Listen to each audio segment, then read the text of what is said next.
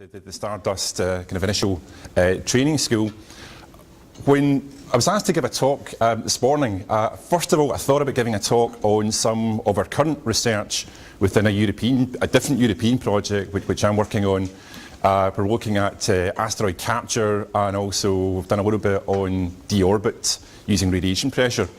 But what I thought might be interesting is, rather than talk about research which I'm doing just now, is to talk a little bit about some research I did actually about 20 years ago, and I had some trouble trying to find the relevant papers and files on my hard drive. They were that old.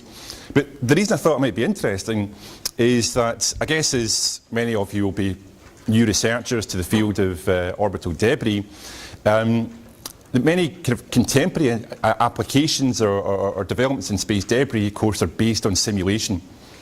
And I guess as the kind of 21st century researchers, there's a temptation to kind of reach for the keyboard before you would reach for kind of pen and paper.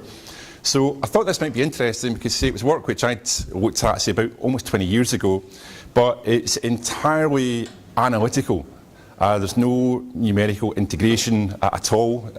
It's trying to see, if we take the space debris problem, can we approximate it enough that we can get an insight into the physics of the problem purely analytically, just by using essentially pencil and paper mathematics. Now, what we'll do is, there's two different problems I'll look at. One is a so-called particle in a box model, which was looked at by some other people in the early 1990s.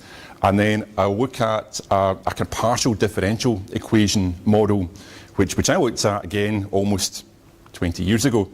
And again, even though it's kind of old stuff, it's maybe kind of interesting because it's maybe a different approach to orbital debris modelling than maybe you've seen in the contemporary literature.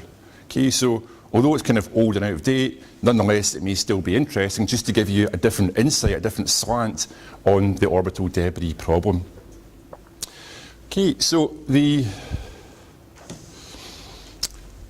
debris modelling now, of course, is the kind of high fidelity models are all simulation based. So there's a kind of range of models. The ESA master model, I guess, is the most popular one within Europe. There's this one here, Damage, from Southampton. There's a whole kind of range of kind of NASA debris tools. And say they almost all of them, use numerical simulation in some form, and that's absolutely fine, because if these are, master, for example, is an operational tool, so you want something which is giving you an accurate representation of debris, how debris evolves, and estimating the impact probabilities and hazards due to space debris. So these are all high fidelity tools, and quite rightly, they're using numerical simulation. Okay, so the question I've got this morning is, can we use simple analytic models to provide not operational tools or even particularly accurate answers, but just to get a different insight into the problem? So can we get these mathematical models which we can solve in closed analytic form, which tell us a little bit about the kind of global problem of space debris? So, and again, I'm not suggesting that these are correct or accurate. All they are is a kind of representation of the problem looked at through the kind of lens of mathematics rather than scientific computing.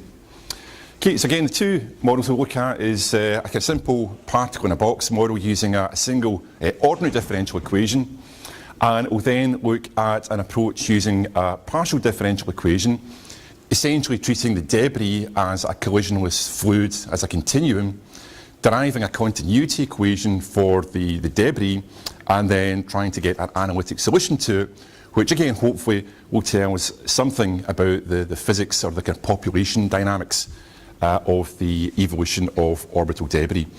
Okay, and again, just to kind of bear in mind that these are using some fairly a kind of series approximations to try and reduce the order of the problem to something which is tractable and can be looked at analytically. So again, they're not suggesting this is a kind of alternative to numerical modelling. All we're saying is this is maybe a different way of looking at the debris problem.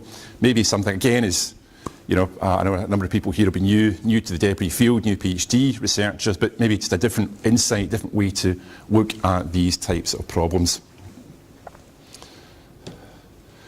Okay, so the first one then, just to kind of kick off, this is probably the simplest, which is the simplest debris model which I've been able to find. And it's a so-called particle in a box model, which was published in 1982 by Talent in the Journal of Spacecraft and Rockets. Okay, so again, this is going back actually more than 20 years. And this is a very simple model of the evolution of orbital debris.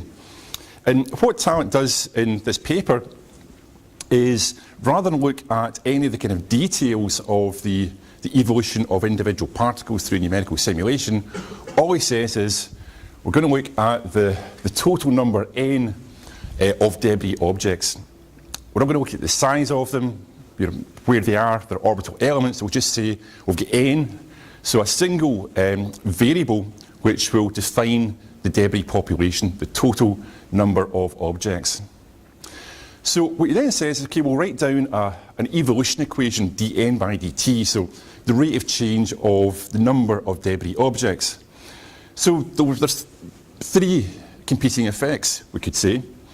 Okay, first of all, on the right-hand side, there could be a deposition rate A, so we're adding more debris objects as we launch more and more spacecraft over time.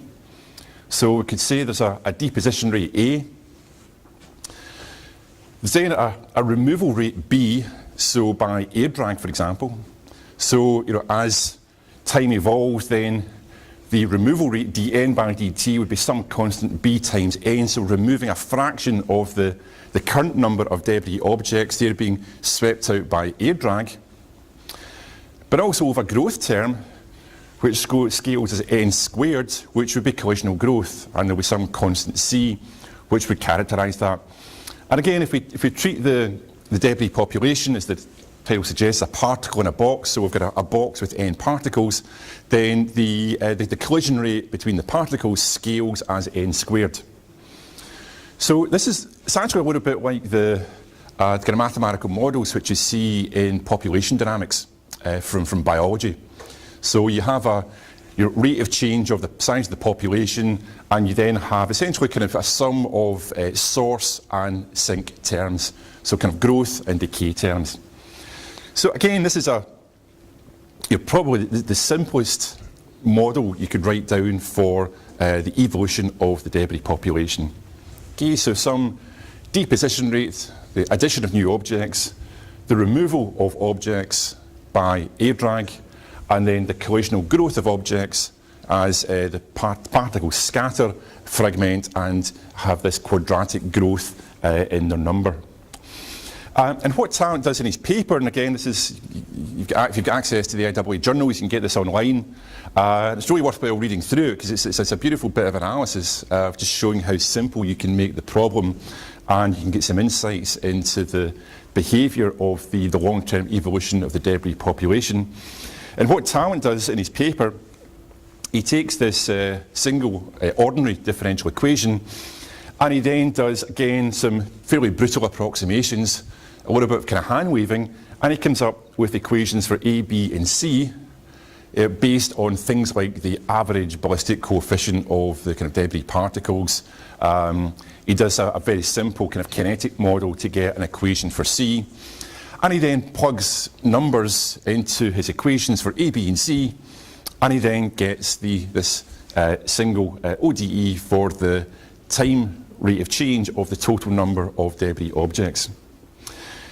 What he also does is he says, okay, well, if we set n dot equal to 0, then what are the equilibrium solutions of this single ordinary differential equation? So n dot is 0, so that means we've got static number of debris objects, so essentially we're balancing the source and the sink terms.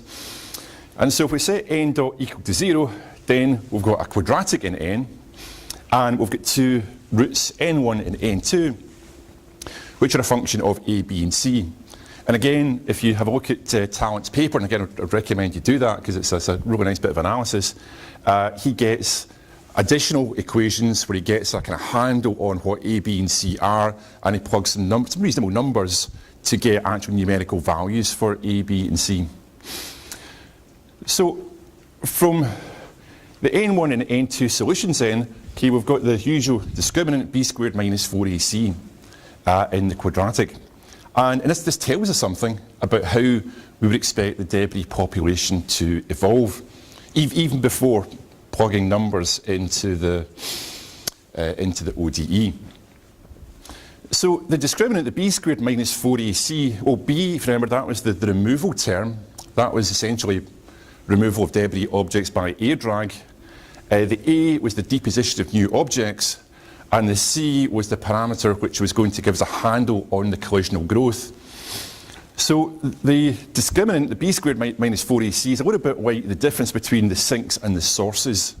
Okay, so this sinks, the air drag, removing debris objects, and the collisional growth and the deposition of new objects being the, if you like, the source terms in this population dynamics for debris particles. So the equilibrium condition then, we just get two distinct roots. That's two end states of what we expect the debris population to evolve to. And again, Talent goes through this. There's three conditions which he looks at, again, analytically. Essentially, if Q is positive, then the sinks are bigger than the sources, if you like, so we expect to relax into stable equilibrium end states.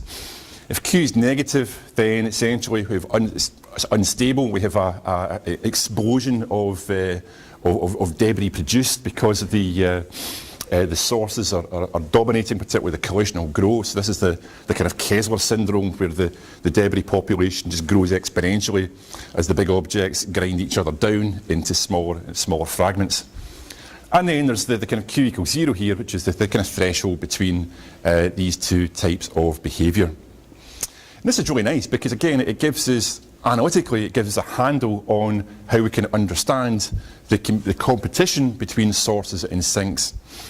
It's a little bit like, again, if those of you maybe come from a kind of mathematics background, there's the Lockett-Volterra equations in population dynamics, where you look at these really nice models where you've got, it's normally foxes and rabbits, and you look at the population dynamics of the foxes and rabbits and how the kind of predator-prey type interaction. So, it's at this kind of level of these very simple kind of mathematical models of trying to understand a bit about the global dynamics of the system without worrying too much about the details. So again, this is just taken straight from Talent's paper from 1992, and this is a case here where we've got a stable evolution, and we've got two roots, n1 and n2. Here's the total number of objects, and here's dn by dt, the change in number of objects per year. And we see here we've got an endpoint here, n1, where this is really kind of a phase space type diagram, okay, where the phase curves are moving towards n1 here. And so we would expect, if we have a very large number of debris objects, the factor sink term is so strong, it's going to drag us down to n1 here. If we have a small number of objects, then the collisional growth is going to push them up, but they'll come to a point where the collisional growth is balanced by the removal term, the sink term, due to air drag. So again, this is just a really nice way of trying to understand the global problem of space debris, taking this dn by dt, a single ODE, quadratic on the right-hand side. Okay, we look for the equilibrium conditions, and we then look at the stability properties of the equilibria. So what Talent then does in his paper is he puts in, again, some reasonable numbers to get an estimate on the coefficients A, B and C. He then integrates dn by dt to get the total number of objects as a function of time. And this is just for different assumed growth rates. So this is for different values of A in his differential equation. So we can see here how the debris population grows, even for a kind of larger growth rate, overshoots, but then the sink term kind of kicks in, and we end up in this kind of stable equilibrium debris population in the long term. Okay, so again, there's nothing particularly detailed here in terms of the astrodynamics or understanding the spectrum of size distribution for the debris particles. It's just very simple. So it's kind of particle in a box. You assume the debris, it's all in a box. It's scattering off each other. So collisional growth, we've got source and we've got sink terms. And you put it all together and we get these really nice models, very simple models, but something where we can understand a little bit about the kind of global physics of the problem and not worry too much about the kind of detailed physics of the individual debris particles. Okay, so again, I would recommend you have a look at Talent's paper, say from 1992. Okay, so that was first model, the simple particle in a box model. What we'll now look at is a kind of continuum partial differential equation model. And I looked at this, I came across Donald Talent's paper in 1992, and I thought it was a beautiful bit of analysis because it was analytically driven rather than numerically driven. And I looked at trying to extend that a little bit, and there's a paper here in the European Space Agency Journal from 1993. I don't even think the ESA journal exists anymore. It used to be actually quite reasonable kind of technical journal. And it was looking at, again, analytic modelling for the catastrophic production of orbital debris. We also looked at, a little bit later, looked at the scientific type of approach for modelling constellations and nanosatellites, and basically it's the same kind of approach. So what we do here is, rather than treating the debris as the kind of particle in a box type model, where we're just modelling the total number n, we assume that the debris population has some structure. And what we'll do is we'll look at the debris number density small n, and we'll try and work out, can we find the radial distribution of the number density n, okay, as a function of orbit radius and as a function of time. So it's like taking the particle in a box model and sticking in one spatial dimension, so sticking in the orbit radius, and trying to understand, again, a little bit about the physics of that problem. And we'll assume that the debris population is a continuum. So essentially it's a kind of collisionless fluid. This paper here, we actually looked at putting collision terms into it, but we'll assume just for just now it's a collisionless fluid. So we'll have a very large number of debris particles in orbit around the Earth, and we'll assume that we can kind of smear them out into a continuum, into a fluid. And so we can talk about the number density at small n.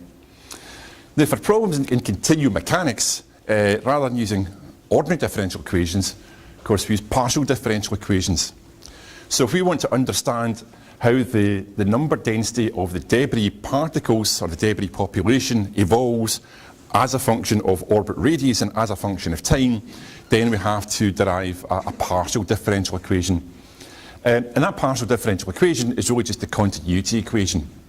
So we'll derive what's effectively the continuity equation for this fluid problem.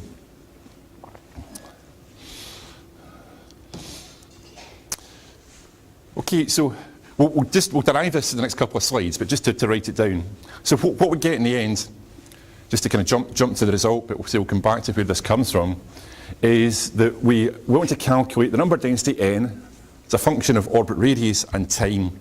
So we'll assume that there's either the debris population is spherically symmetric, or we'll just take a 1D slice, like a kind of ring of debris, and look at how that evolves. So the only structure is the orbit radius.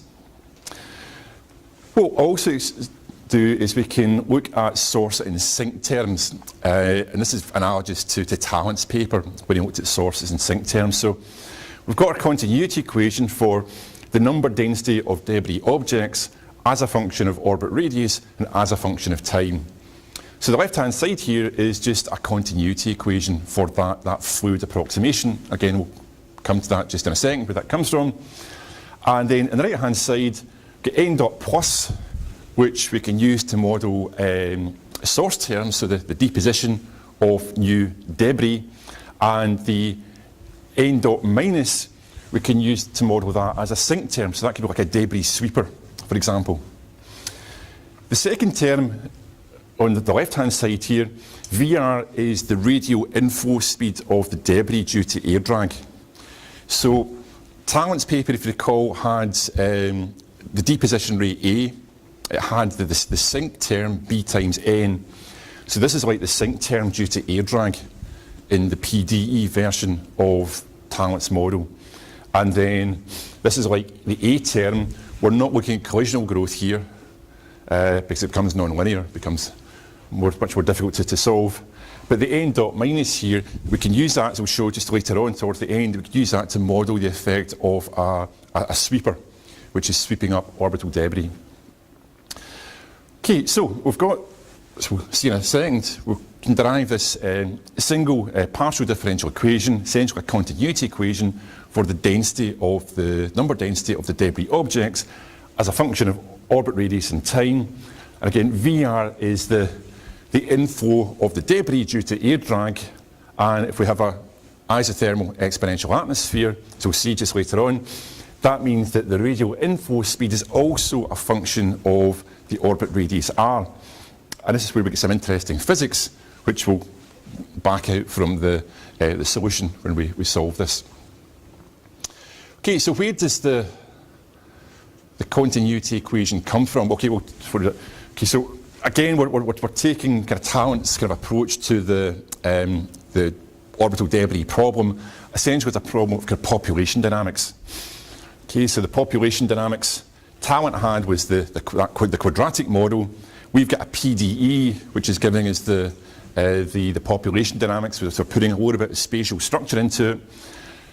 We can have our deposition of new particles. We've got sink terms, which is air drag. It could be a sweeper. We plug in our initial population. We'll come on to this a little bit later on, because if it's a partial differential equation, then it's not initial conditions we need, it's initial data we need at the boundary of the PDE problem. And if we solve the PDE, we can then get the time evolution and of the spatial structure of the debris.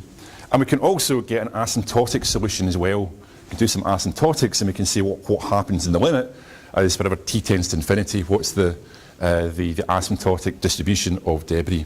And again, that all kind of falls out from the analysis of the PDE.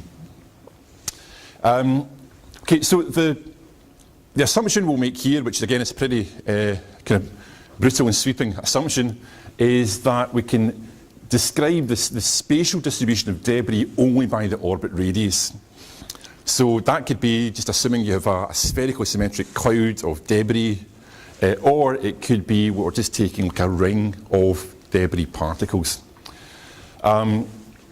It could, for example, again, this is entirely hand-waving, it could be if we have a fragmentation event and the debris then forms a ring around the Earth, then that ring, as the debris flows in due to air drag, we could say that the debris density is only a function of the orbit radius, because we have a cylindrically symmetric problem of a ring of debris flowing inwards. Just to kind of show that's maybe not too unreasonable an approximation, if we have, say, a fragmentation event at some orbit radius r and some orbital angular velocity omega, then we can get delta omega in terms of delta r. So if we assume that we take the particles and we take them a distance delta r apart in orbit radius, then they'll have a difference in orbital angular velocity delta omega. We then work out the time scale for the particles to spread out azimuthally, so kind of synodic type period where the lower particles do one complete rev relative to the upper particles. And if we do that, we get an approximation for the time scale for the debris to form a uniform ring. And if we put some kind of reasonable numbers into that, okay, then again, if it's a fragmentation event, we're not physically separating the particles because they're coming from a point source, but just to get kind of handle on the time scales, if we had a distribution of particles with a separation of 15 kilometres, then they're going to form a ring in the order of tens of days. So the time for the debris particles to form a ring, we're saying in principle can be short relative to the time scale for them to flow inwards due to air drag. So all we're saying is again, a very approximate hand-wavy way is that we can decouple the problem. We can assume maybe we've got a fragmentation event, forms a ring, and we then look at the evolution of the azimuthally symmetric ring.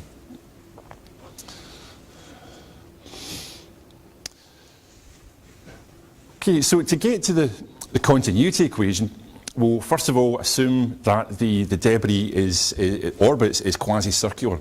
So we have a slow inward spiral of debris particles due to air drag. Okay, and again, we assume that we've got a 2D disk, and so the motion is planar. Okay, so the density is only a function of orbit radius and time, just for simplicity. So that means then that first of all, Vz, the out of plane speed, is going to be 0. The transverse speed v theta is going to be essentially the local circular orbit speed. And the radial speed Vr is going to be some function of the ballistic coefficient of the particle, the local air drag. It will just be the kind of standard approximations for the effect of air drag on a quasi-circular orbit. And this is what makes the problem maybe kind of interesting, because the fact that the radial inflow speed Vr is a function of orbit radius itself, then we can imagine physically, if we have a ring of debris, then the debris which is closest to the Earth has the smallest orbit radius, is going to be flowing in faster than the debris which is further away from the Earth. So what we'd expect is this function is going to shear the debris distribution. If we have an initially compact distribution of debris on a planar ring, then it's going to be pulled out by air drag. Okay, so the particles closer to the Earth are going to spiral in faster than those further away, and so we'll have a time evolution of the debris density as a function of orbit radius. Okay, so that's kind of cartoon-like. This is what we're thinking of then. We've got a planar distribution of debris around the Earth. We can also do the same analysis if we assume that it's a spherically symmetric debris distribution as well, but we'll just look at the 2D case just for simplicity. And we have this inflow of debris due to the radial speed Vr, which is dragging the debris in. The transverse speed v theta will take us locally circular, and we'll take Vz as approximately 0. Okay, so to derive the continuity equation, which we had a few slides ago, we can do the usual kind of analysis we do in fluid mechanics.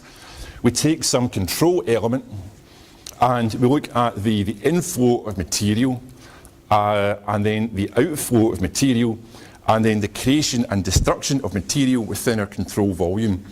And that will then allow us to derive the continuity equation for this particular problem. Okay, so the effective air drag, we said, is going to be to shear the debris as it flows inwards. So we can assume, since we're trying to do this all analytically, we'll assume that we've got a kind of standard exponential model of air density with increasing orbit radius.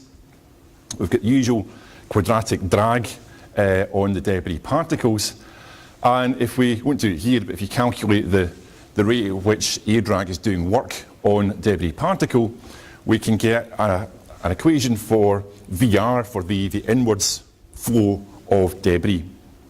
And again, we can see that it's a very strong function of the orbit radius. So again, we'd expect maybe to get some interesting physics of how the air drag is going to shear the distribution of orbital debris as time goes on.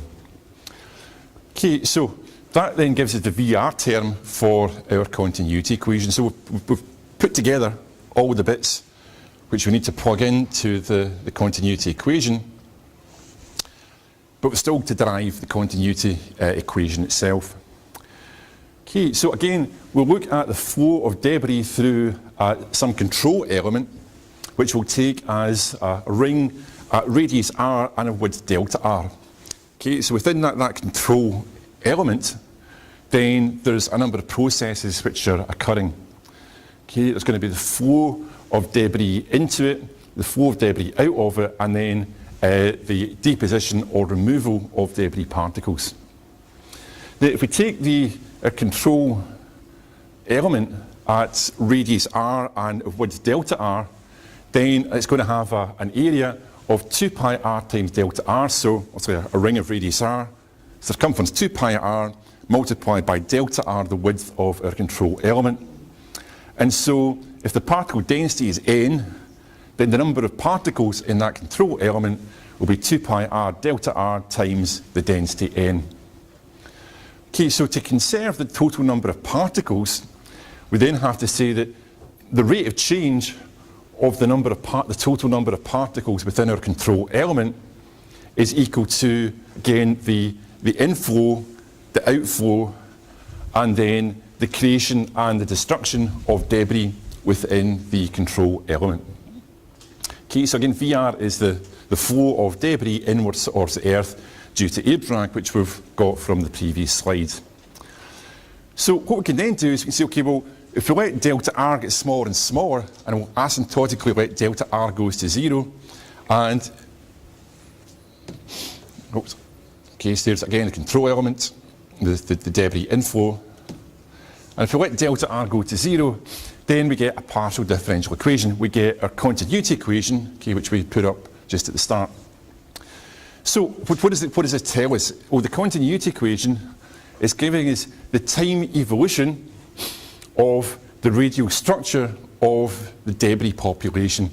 Okay, so the number density n as a function of r and as a function of time.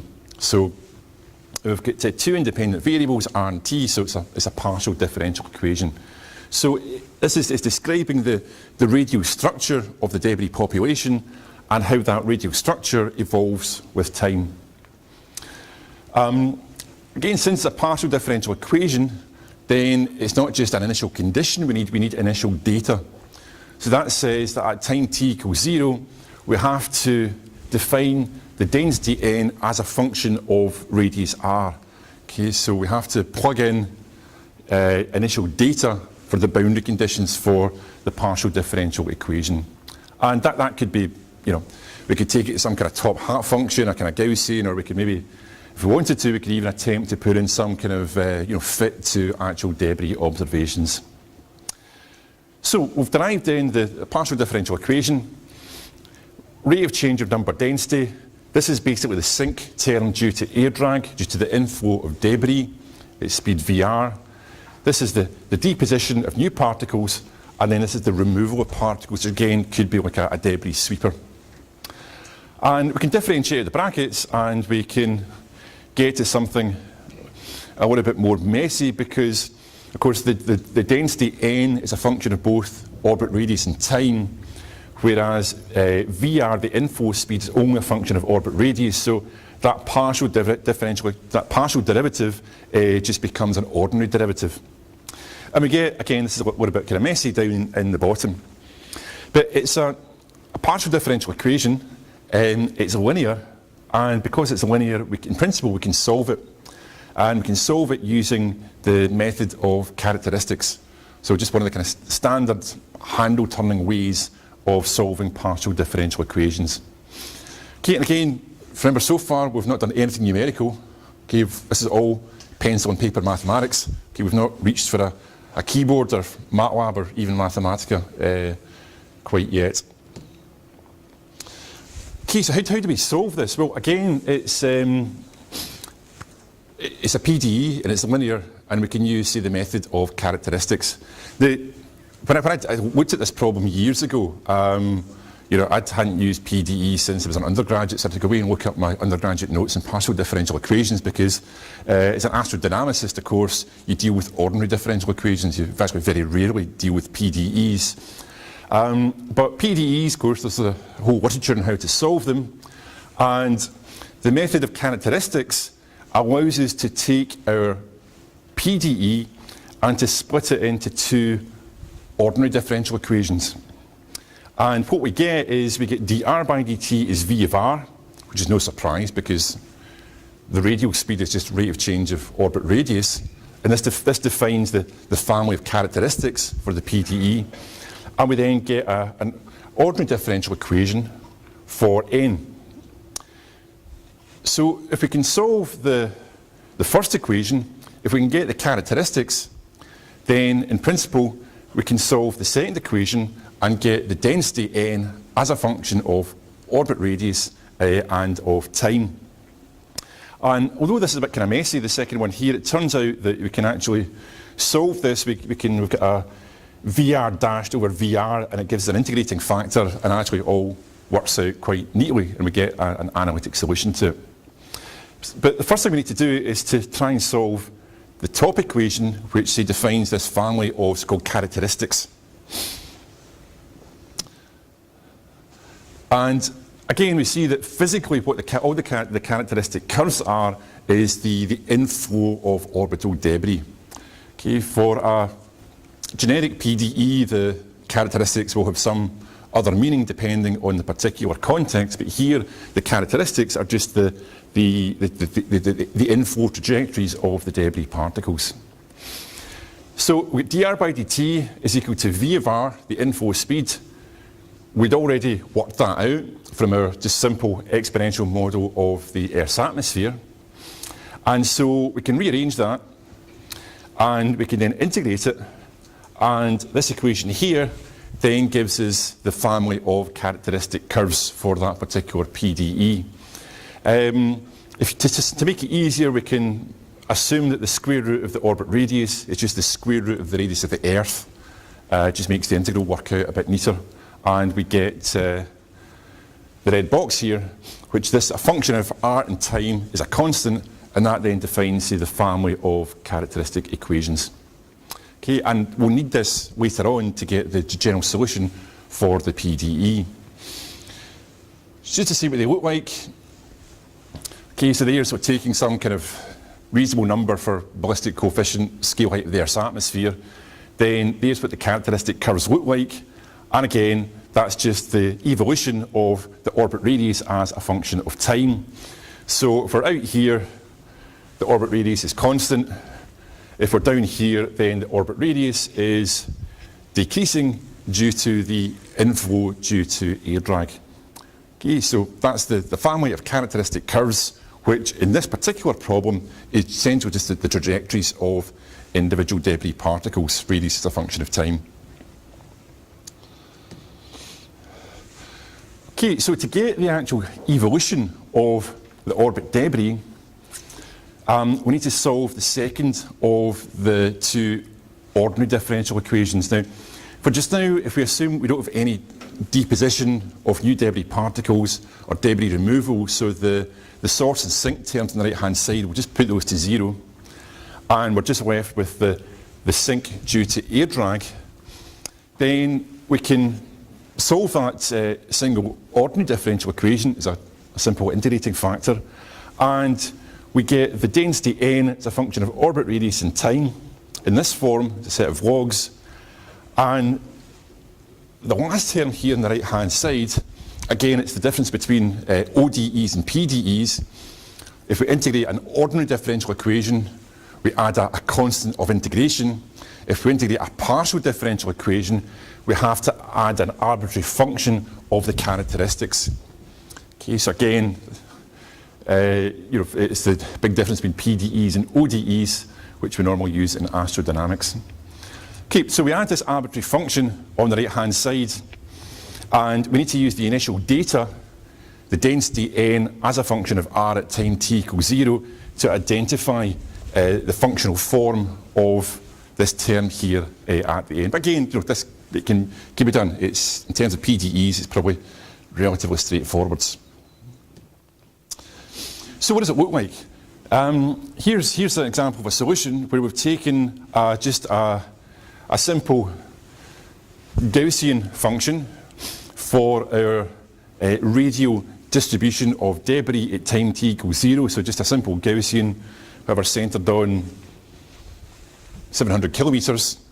And this is just a plot then of the solution which we had in the previous slide, the solution to the partial differential equation.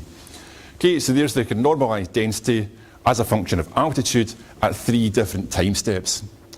Okay, so at time 0, we've got our sharp peak, okay, for curve 1, and then 2 and 3 are just a later time steps. So what we can see here is kind of what we'd expect. Okay, first of all, we've got our narrow distribution of debris. The centre of that distribution is moving to lower and lower altitudes, so our whole population of debris is moving inwards. But what we can also see is that it's spreading out. Okay, so we've got this sharp, narrow distribution of debris, and we can see that it's flattening out. There's no source of sink terms, so the total number of debris objects is conserved because it's a continuity equation. So if we integrate under these curves, we've got the same total number of objects, but we see that the peak is moving inwards as we'd expect, but it's also flattening out. And what that's doing is it's just capturing the shearing effect of air drag. So at time t equals 0, the particles here at a smaller orbit radius, of course, the inflow speed Vr is bigger than the particles out here, where the inflow speed Vr is smaller. And so the inner edge of the distribution is getting dragged in quicker than the outer edge, and so the distribution flattens out. Okay, so again, that's intuitively, that's what we'd expect to happen, and that's what we see analytically from the solution to the PDE. Now, we can also get some perhaps unexpected results. Let's say we take a much broader distribution of debris at time t equal to 0. So rather than the sharp spike at time t equals 0 in curve 1 here, we've got a much broader distribution of the population of debris. Now, what happens in this case, of course, is the particles down here at a lower orbit radius, they've been dragged in, again, much quicker than the particles out here. But if we look at what happens to the peak of the debris distribution, okay, the peak, in fact, moves out. So again, it's the material which is closer to the Earth is being swept in, okay, it's being sheared out much, much quicker than the debris further away. And so what we're left with, the height of the peak is going down, but the actual radius of the peak is moving outwards, which is maybe kind of unexpected, and we wouldn't necessarily have thought about that if we just did this in kind of cartoon fashion. But if we get the solution to the continuity equation, then we get this perhaps unsuspected result that for a particularly broad distribution of debris, even it's all moving in, but the peak is actually moving out. Okay, so again, this is not to say this is a kind of detailed tool which you could use for operational purposes. It's just a toy mathematical model which gives us maybe some new ways of looking at the debris problem. And again, as quite often happens, if we look at very simple approximations to problems, we get some insights that perhaps weren't immediately obvious when we started out trying to solve the problem. Other tricks we can do as well, the fact we've got the solution analytically, we can do asymptotics on the partial differential equation. So for example, if we have a deposition term, it's kind of n dot plus, that was what we call the source term on the right hand side of the PDE. So if we put in some function which models how we're adding new debris as a function of orbit radius, then we can get an asymptotic solution to the distribution of debris. So essentially when the sink due to air drag is balancing out the source term, and we get an equilibrium distribution as a function of orbit radius asymptotically as t tends to infinity. And again, if we plug in a particular functional form for our source term, we can get this analytically what this asymptotic distribution would look like. Okay, and then just the last application. Again, if you recall, on the right-hand side of the continuity equation, we had this n dot minus term, this sink term, okay, which was different from air drag. We've captured the effect of air drag in the continuity equation. The sink term on the right-hand side, that could be kind of artificial sink, so like a debris sweeper. Okay, so let's say, for example, we have our distribution of debris particles as a function of orbit radius. So we've got our spatial structure. And let's say we've got a sweeper, and the sweeper is in some circular orbit of radius r bar here. And what we'll assume is, again, just very, very simple model. We'll assume that as the debris flows inwards, as it passes through the sweeper orbit, we'll assume that some fractional lambda of the debris is removed. And to get the the kind of numbers right, then we need to get back to our control element. Okay, so this is saying we're getting the number of objects within our control element. We're assuming a fraction of lambda that objects are removed. Somehow, we don't really care. And then when the debris passes the sweeper orbit, there's going to be a discontinuity. Okay, and we can model that by a Dirac delta function.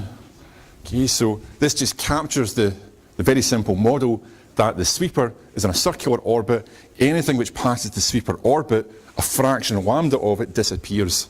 And whether that's captured or ablated, we don't really care. We're just having this very simple model of how the sweeper works. So if we plug this very simple sweeper model into the right-hand side of the continuity equation, we can go through and we can solve it again. We've got a Dirac delta function, which means that the solution to the continuity equation will now contain a discontinuity. And if we plot that, this is what it looks like. So at time t equals 0, we're now assuming we've got some kind of simple kind of top hat distribution of debris, so just a uniform distribution of debris over some finite width. Again, we get the shearing effect, so the debris here at smaller orbit radius is going to flow in quicker than the debris out here, so that initial top hat function gets sheared out. Okay, so the bottom edge is moving in, okay, and we're shearing out the distribution of debris. And then here we're stuck in the sweeper with a Dirac delta function at 600 kilometers altitude, and we can see as we pass the sweeper altitude, we're losing a fraction of the debris. And so we could work out, for example, we could then integrate around the distribution, and we can work out the flux of debris at any given orbit radius due to the effect of the debris sweeper. So again, we've got a very simple analytic way of trying to model the effect of a debris sweeper. We could say, if we're interested in the debris flux here as some kind of operational hazard, then what happens if we change the orbit radius of the debris sweeper? What happens if we change lambda, the fraction of debris which we're removing? So we can play very simple kind of games in this kind of toy model of putting in an artificial sink term into the continuity equation. Okay, and that's me. That's the last slide. Again, this isn't to suggest that these kind of simple mathematical models are telling us what's going to happen for the real system. Again, for that, of course, we need a complex numerical models, but hopefully it's something which gives you a little bit of a kind of different insight into how we can approach the orbital debris problem, that maybe we don't always have to have detailed complex numerical simulations. Maybe if we approximate things, we can have these, essentially toy mathematical models, but if they're simple enough, we can start to play little games with them to model the effect of sources, sinks, and look at the physics of how the debris population evolves. Okay, so that's me finished. Just about on time, I think, so I shall stop there. Yeah. Okay. We have 10 minutes for questions. Yeah, sure.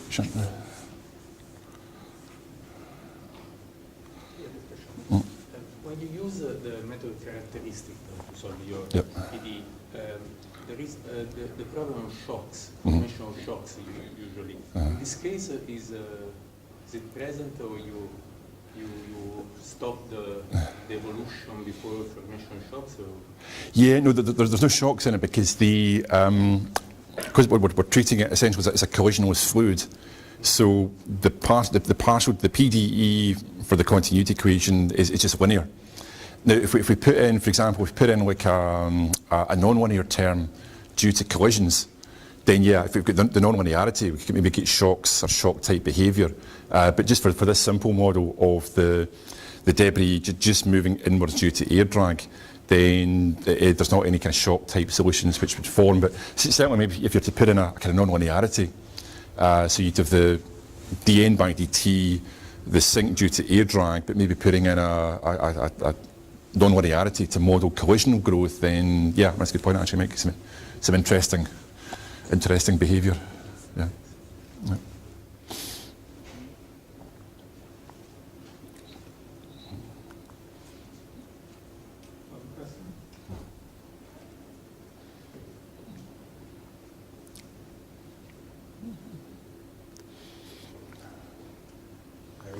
think Okay. of something, I mean, I think you would be... Yeah, I'll be about. Yeah, I'll either be here for a coffee or I'll be on email. So yeah, feel free to drop me an email.